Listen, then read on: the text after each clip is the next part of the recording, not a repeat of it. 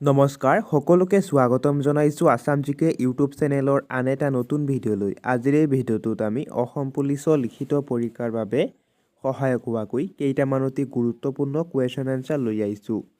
গতিকে ভিডিঅ'টো স্কিপ নকৰি সম্পূৰ্ণলৈকে চাব আৰু আপোনালোকে কিমানটা কুৱেশ্যন শুদ্ধ কৰিব পাৰিছে কমেণ্ট বক্সত জনাব। তেনেহ'লে বলকচোন আজিৰ ভিডিঅ'টো আৰম্ভ কৰোঁ। আজিৰ আমাৰ প্ৰথম কুৱেশ্যনটো সুধিছে, অসম সাহিত্য সভাৰ শতবাৰ্ষিক অধিৱেশন ক'ত অনুষ্ঠিত হৈছিল? অসম সাহিত্য সভাৰ শতবাৰ্ষিক অধিৱেশন ক'ত অনুষ্ঠিত হৈছিল সুধিছে। ইয়াৰ ৰাইট এনচাৰটো হৈছে অপশ্যন ডি, শিৱসাগৰ। অসম সাহিত্য সভাৰ শতবাৰ্ষিক অধিৱেশন শিৱসাগৰত অনুষ্ঠিত হৈছিল। নেক্সট কুৱেশ্যন, কিমান চনত অসম সাহিত্য সভাৰ শতবাৰ্ষিক অধিৱেশন অনুষ্ঠিত হৈছিল? কিমান চনত অসম সাহিত্য সভাৰ শতবাৰ্ষিক অধিৱেশন অনুষ্ঠিত হৈছিল সুধিছে। ইয়াৰ ৰাইট এনচাৰটো হৈছে অপশ্যন চি, 2017 চনত। 2017 চনত অসম সাহিত্য সভাৰ শতবাৰ্ষিক অধিৱেশন অনুষ্ঠিত হৈছিল। নেক্সট কুৱেশ্যনটো সুধিছে, অসম সাহিত্য সভাৰ শতবাৰ্ষিক অধিৱেশনৰ সভাপতি কোন আছিল? অসম সাহিত্য সভাৰ শতবাৰ্ষিক অধিৱেশনৰ সভাপতি কোন আছিল সুধিছে। ইয়াৰ ৰাইট এনচাৰটো হৈছে অপশ্যন এ, ধ্ৰুৱজ্যোতি বৰা। অসম সাহিত্য সভাৰ শতবাৰ্ষিক অধিৱেশনৰ সভাপতি আছিল ধ্ৰুৱজ্যোতি বৰা। নেক্সট কুৱেশ্যন, ডিমাপুৰ কাৰ ৰাজধানী আছিল? ডিমাপুৰ কাৰ ৰাজধানী আছিল সুধিছে। ইয়াৰ ৰাইট এনচাৰটো হৈছে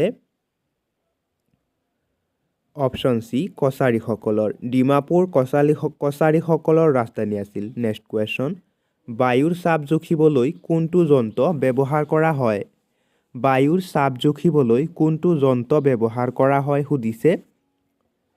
ইয়াৰ ৰাইট এনচাৰটো হৈছে অপশ্যন ডি, বেৰোমিটাৰ। বায়ুৰ চাপ জুখিবলৈ বেৰোমিটাৰ যন্ত্ৰ ব্যৱহাৰ কৰা হয়। নেক্সট কুৱেশ্যন, তৰংগ দৈৰ্ঘ্যৰ এছআই একক কি? তৰংগ দৈৰ্ঘ্যৰ এছআই একক কি সুধিছে। ইয়াৰ ৰাইট এনচাৰটো হৈছে অপশ্যন ডি, মিটাৰ। তৰংগ দৈৰ্ঘ্যৰ এছআই একক হৈছে মিটাৰ। নেক্সট কুৱেশ্যন, তলৰ কোনটো ৰোগ কুকুৰে কামোৰাৰ ফলত হয়? তলৰ কোনটো ৰোগ কুকুৰে কামোৰাৰ ফলত হয় সুধিছে। ইয়াৰ ৰাইট এনচাৰটো হৈছে অপশ্যন চি, ৰেবিজ।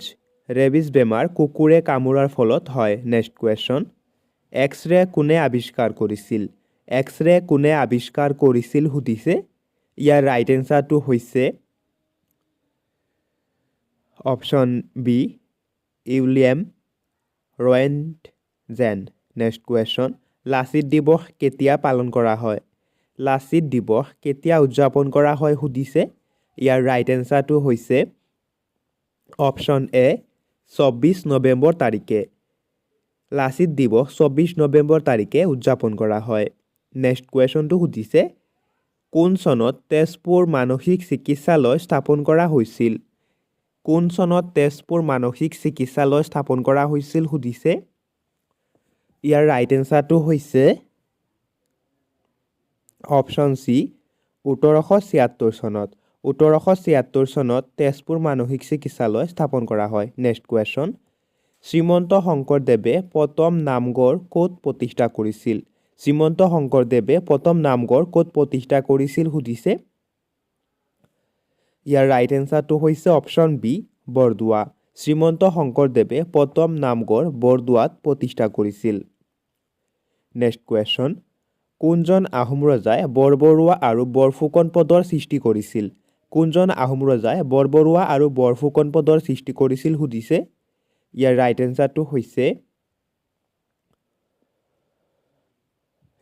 এনচাৰটো হৈছে অপশ্যন ডি, প্ৰতাপ সিংহ। প্ৰতাপ সিংহই বৰবৰুৱা আৰু বৰফুকন পদৰ সৃষ্টি কৰিছিল। নেক্সট কুৱেশ্যনটো সুধিছে, অসম ৰত্ন বঁটা লাভ কৰা প্ৰথম ব্যক্তিজন কোন আছিল? অসম ৰত্ন বঁটা লাভ কৰা প্ৰথম ব্যক্তিজন কোন আছিল সুধিছে। ইয়াৰ ৰাইট এনচাৰটো হৈছে option D, doctor Bhupen Hazarika. Asom Ratna বঁটা লাভ কৰা প্ৰথম ব্যক্তিজন হৈছে doctor Bhupen Hazarika. Next question, Ahom সাম্ৰাজ্যৰ শেষ ৰাজধানী ক'ত আছিল? আহোম সাম্ৰাজ্যৰ শেষ ৰাজধানী ক'ত আছিল সুধিছে। ইয়াৰ ৰাইট এনচাৰটো হৈছে অপশ্যন এ, যোৰহাট আহোম সাম্ৰাজ্যৰ শেষ ৰাজধানী আছিল যোৰহাট নেক্সট কুৱেশ্যন প্ৰহ্লাদ চৰিত গ্ৰন্থখন কোনে ৰচনা কৰিছিল প্ৰহ্লাদ চৰিত গ্ৰন্থখন কোনে ৰচনা কৰিছিল সুধিছে ইয়াৰ ৰাইট এনসাৰটো হৈছে অপশ্যন ডি হেমচৰসতী প্ৰহ্লাদ চৰিত হেমচৰসতীয়ে ৰচনা কৰিছিল নেক্সট কুৱেশ্যন কোন চনত ইয়াণ্ডাবু সন্ধি স্বাক্ষৰিত হৈছিল কোন চনত ইয়াণ্ডাবু সন্ধি স্বাক্ষৰিত হৈছিল সুধিছে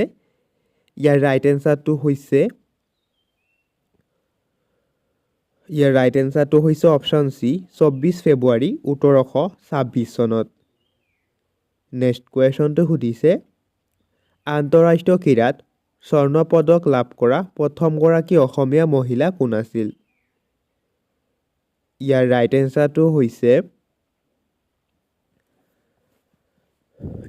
এনসাৰটো হৈছে অপশ্যন সি অংকুশিতা বড়ো আন্তঃৰাষ্ট্ৰীয় ক্ৰীড়াত স্বৰ্ণ পদক লাভ কৰা প্ৰথমগৰাকী অসমীয়া মহিলা হৈছে অংকুশিতা বড়ো নেক্সট কুৱেশ্যন প্ৰাচীন মহাভৈৰৱ মন্দিৰ কোনখন চহৰত অৱস্থিত প্ৰাচীন মহাভৈৰৱ মন্দিৰ কোনখন চহৰত অৱস্থিত সুধিছে ইয়াৰ ৰাইট এনসাৰটো হৈছে অপশ্যন এ তেজপুৰ প্ৰাচীন মহাভৈৰৱ মন্দিৰ তেজপুৰ চহৰত অৱস্থিত নেক্সট কুৱেশ্যন কোনজন অসমীয়া সাহিত্যিকক উপন্যাস সম্ৰাট বুলিও জনা যায় কোনজন অসমীয়া সাহিত্যিকক উপন্যাস সম্ৰাট বুলিও জনা যায় সুধিছে ইয়াৰ ৰাইট এনসাৰটো হৈছে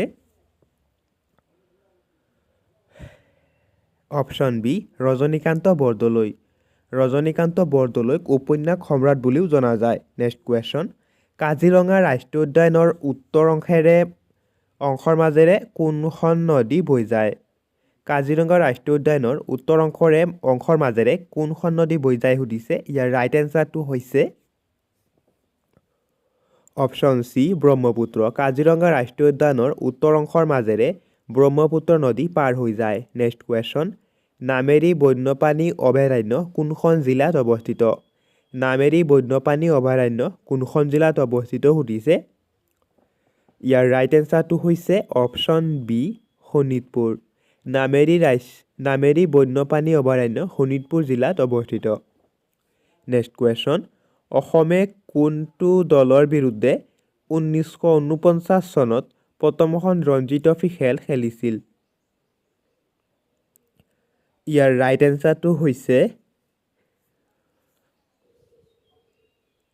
ইয়াৰ ৰাইট এনসাৰটো হৈছে অপশ্যন সি হুলকাৰ একাদশ নেক্সট কুৱেশ্যনটো সুধিছে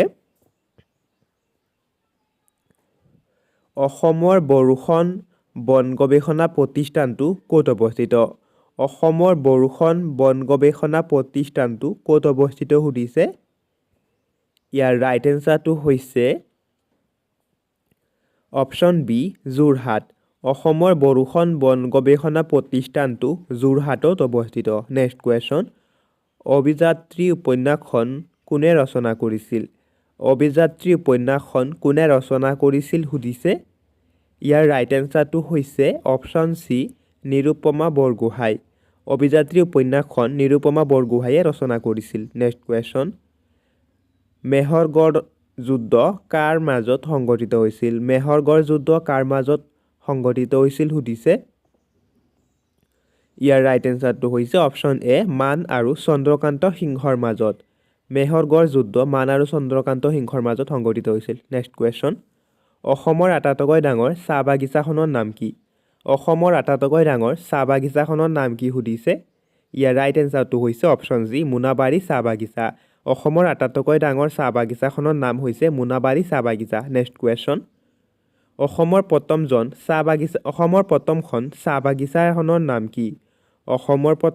চাহ বাগিচাখনৰ নাম কি সুধিছে ইয়াৰ ৰাইট এনসাৰটো হৈছে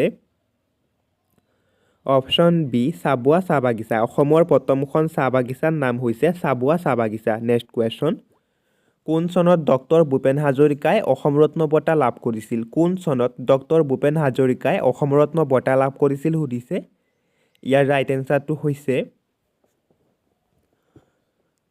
অপশ্যন বি 2009 চনত ডক্টৰ ভূপেন হাজৰিকাই অসম ৰত্ন বঁটা লাভ কৰিছিল নেক্সট কুৱেশ্যন মহাৰাণা প্ৰতাপ বিমানবন্দৰটো কোনখন চহৰত অৱস্থিত মহাৰাণা প্ৰতাপ বিমানবন্দৰটো কোনখন চহৰত অৱস্থিত সুধিছে ইয়াৰ ৰাইট এনসাৰটো হৈছে অপশ্যন এ উদয়পুৰ মহাৰাণা প্ৰতাপ বিমানবন্দৰটো উদয়পুৰত অৱস্থিত নেক্সট কুৱেশ্যন গোলকণ্ডা দুৰ্গ কোনখন চহৰত অৱস্থিত গোলকণ্ডা দুৰ্গ কোনখন চহৰত অৱস্থিত সুধিছে ইয়াৰ ৰাইট এনসাৰটো হৈছে অপশ্যন বি হায়দৰাবাদ গোলকণ্ডা দুৰ্গ হায়দৰাবাদ চহৰত অৱস্থিত নেক্সট কুৱেশ্যনটো সুধিছে ৰাফেল নাডাল কোনবিধ খেলৰ লগত জড়িত ৰাফেল নাডাল কোনবিধ খেলৰ লগত জড়িত সুধিছে ইয়াৰ ৰাইট এনসাৰটো হৈছে option C tennis Rafael Nadal tennis খেলৰ লগত জড়িত নেক্সট কুৱেশ্যন ডেভিছ কাপ কোনটো খেলৰ লগত জড়িত ডেভিছ কাপ কোনটো খেলৰ লগত জড়িত সুধিছে ইয়াৰ ৰাইট এনসাৰটো হৈছে option B lawn tennis Davis cup lawn tennis খেলৰ লগত জড়িত নেক্সট কুৱেশ্যন লাল বাহাদুৰ শাস্ত্ৰী আন্তঃৰাষ্ট্ৰীয় বিমানবন্দৰ কোনখন চহৰত অৱস্থিত লাল বাহাদুৰ শাস্ত্ৰী আন্তঃৰাষ্ট্ৰীয় বিমানবন্দৰ কোনখন চহৰত অৱস্থিত সুধিছে ইয়াৰ ৰাইট এনসাৰটো হৈছে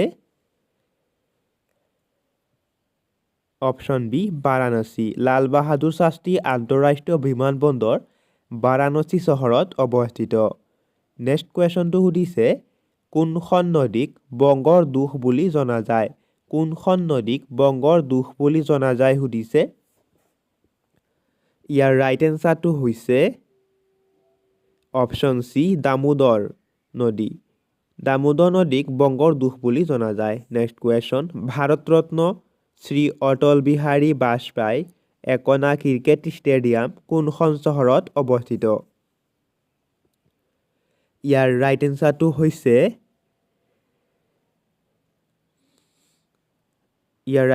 হৈছে অপশ্যন এ লক্ষ্ণৌ ভাৰতৰত্ন শ্ৰী অটল বিহাৰী বাজপেয়ী একনা ক্ৰিকেট ষ্টেডিয়াম লক্ষ্ণৌ চহৰত অৱস্থিত নেক্সট কুৱেশ্যন নবেগাঁও ৰাষ্ট্ৰীয় উদ্যান ভাৰতৰ কোনখন ৰাজ্যত অৱস্থিত নবেগাঁও ৰাষ্ট্ৰীয় উদ্যান ভাৰতৰ কোনখন ৰাজ্যত অৱস্থিত সুধিছে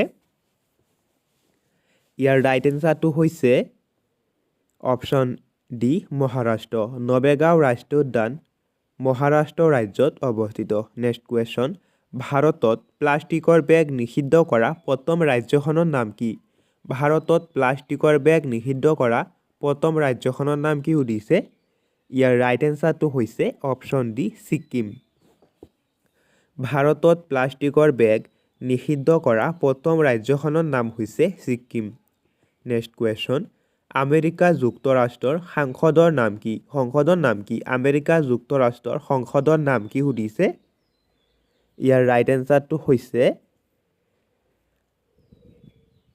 অপশ্যন ডি কংগ্ৰেছ আমেৰিকা যুক্তৰাষ্ট্ৰৰ সংসদৰ নাম হৈছে কংগ্ৰেছ নেক্সট কুৱেশ্যন ভাৰতৰ কোনখন ৰাজ্যত চৌধুৰী বংশীলাল ক্ৰিকেট ষ্টেডিয়াম অৱস্থিত ভাৰতৰ কোনখন ৰাজ্যত চৌধুৰী বংশীলাল ক্ৰিকেট ষ্টেডিয়াম অৱস্থিত সুধিছে ইয়াৰ ৰাইট এনসাৰটো হৈছে অপশ্যন এ হাৰিয়ানা ভাৰতৰ হাৰিয়ানা ৰাজ্যত চৌধুৰী বংশীলাল ক্ৰিকেট ষ্টেডিয়াম অৱস্থিত নেক্সট কুৱেশ্যন অসমৰ সৰ্বপ্ৰথম মহিলা মহকুমাধিপতি কোন আছিল অসমৰ সৰ্বপ্ৰথম মহিলা মহকুমাধিপতি কোন সুধিছে ইয়াৰ ৰাইট এনসাৰটো হৈছে অপশ্যন এ সুচিব্ৰতা ৰায়চৌধুৰী অসমৰ সৰ্বপ্ৰথম মহিলা মহকুমাধিপতি হৈছে সুচিব্ৰতা ৰায়চৌধুৰী নেক্সট কুৱেশ্যন অসমৰ ভিতৰত ব্ৰহ্মপুত্ৰ নদীৰ উত্তৰ পাৰৰ অন্তিম উপনৈ কোনখন অসমৰ ভিতৰত ব্ৰহ্মপুত্ৰ নদীৰ উত্তৰ পাৰৰ অন্তিম উপনৈ কোনখন সুধিছে ইয়াৰ ৰাইট এনসাৰটো হৈছে অপশ্যন ডি সোণকোষ অসমৰ ভিতৰত ব্ৰহ্মপুত্ৰ নদীৰ উত্তৰ পাৰৰ অন্তিম উপনৈখনৰ নাম হৈছে সোণকোষ নেক্সট কুৱেশ্যন কোন চনত হাতী সংৰক্ষণ আইনখন গৃহীত কৰা হৈছিল কোন চনত হাতী সংৰক্ষণ আইনখন গৃহীত কৰা হৈছিল সুধিছে ইয়াৰ ৰাইট এনসাৰটো হৈছে অপশ্যন এ 1879 চনত 1879 চনত হাতী সংৰক্ষণ আইন গৃহীত কৰা হৈছিল নেক্সট কুৱেশ্যন কামৰূপৰ বিক্ৰমাদিত্য বুলি কোনজন ৰজাক কোৱা হয় কামৰূপৰ বিক্ৰমাদিত্য বুলি কোনজন ৰজাক কোৱা হয় সুধিছে ইয়াৰ ৰাইট এনসাৰটো হৈছে ইয়াৰ ৰাইট এনচাৰটো হৈছে অপশ্যন এ নৰনাৰায়ণ। কামৰূপৰ বিক্ৰমাদিত্য বুলি নৰনাৰায়ণ ৰজাক কোৱা হয়। নেক্সট কুৱেশ্যনটো সুধিছে খৰ্গেশ্বৰ তালুকদাৰ কোন আন্দোলনত শ্বহীদ হৈছিল? খৰ্গেশ্বৰ তালুকদাৰ কোন আন্দোলনত শ্বহীদ হৈছিল সুধিছে। ইয়াৰ ৰাইট এনচাৰটো হৈছে অসম আন্দোলন। খৰ্গেশ্বৰ তালুকদাৰ অসম আন্দোলনত শ্বহীদ হৈছিল। নেক্সট কুৱেশ্যন তলৰ কোনখন গ্ৰন্থই জ্ঞানপীঠ বঁটা লাভ কৰিছে? তলৰ কোনখন গ্ৰন্থই জ্ঞানপীঠ বঁটা লাভ কৰিছে সুধিছে। ইয়াৰ ৰাইট এনচাৰটো হৈছে অপশ্যন এ মৃত্যুঞ্জয়। মৃত্যুঞ্জয় গ্ৰন্থখনে জ্ঞানপীঠ বঁটা লাভ কৰিছে। নেক্সট কুৱেশ্যনটো সুধিছে বৰ্তমান অসমৰ সাক্ষৰতাৰ হাৰ কিমান? বৰ্তমান অসমৰ সাক্ষৰতাৰ হাৰ কিমান সুধিছে। ইয়াৰ ৰাইট এনচাৰটো হৈছে অপশ্যন এ 72.19%। এইটো 2011 চনৰ লোকপিয়ল অনুসৰি। নেক্সট কুৱেশ্যনটো সুধিছে গুৱাহাটী উচ্চ ন্যায়ালয়ৰ আৰম্ভণিতে কি নাম আছিল? গুৱাহাটী উচ্চ ন্যায়ালয়ৰ আৰম্ভণিতে কি নাম আছিল সুধিছে। ইয়াৰ ৰাইট এনচাৰটো হৈছে অসম উচ্চ ন্যায়ালয়। গুৱাহাটী উচ্চ ন্যায়ালয়ৰ আৰম্ভণিতে নাম আছিল অসম উচ্চ ন্যায়ালয়। নেক্সট কুৱেশ্যন অসম প্ৰদেশ কংগ্ৰেছ কমিটিৰ প্ৰথম সভাপতি কোন আছিল? অসম প্ৰদেশ কংগ্ৰেছ কমিটিৰ প্ৰথম সভাপতি কোন আছিল সুধিছে। ইয়াৰ ৰাইট এনচাৰটো হৈছে অপশ্যন চি কুলধৰ চলিহা। অসম প্ৰদেশ কংগ্ৰেছ কমিটিৰ প্ৰথম সভাপতি হৈছে Kuladhar Chaliha. Next question forest man of India উপাধি পোৱা প্ৰথমজন অসমীয়া কোন? ফৰেষ্ট মেন অফ ইণ্ডিয়া উপাধি পোৱা অসমীয়া ব্যক্তিজন কোন সুধিছে। ইয়াৰ ৰাইট এনচাৰটো হৈছে অপশ্যন চি যাদৱ Payeng. Forest man of India উপাধি পোৱা অসমীয়া ব্যক্তিজনৰ নাম হৈছে যাদৱ পায়েং। নেক্সট কুৱেশ্যন অসমৰ জাতীয় সংগীত অ মোৰ আপোনাৰ দেশ গীতটিৰ সুৰকাৰ কোন আছিল? অসমৰ জাতীয় সংগীত অ মোৰ আপোনাৰ দেশ গীতটিৰ সুৰকাৰ কোন আছিল সুধিছে। ইয়াৰ ৰাইট এনচাৰটো হৈছে অপশ্যন বি কমলা প্ৰসাদ আগৰৱালা। অসমৰ জাতীয় সংগীত অ মোৰ আপোনাৰ দেশ গীতটিৰ সুৰকাৰ আছিল কমলা প্ৰসাদ আগৰৱালা।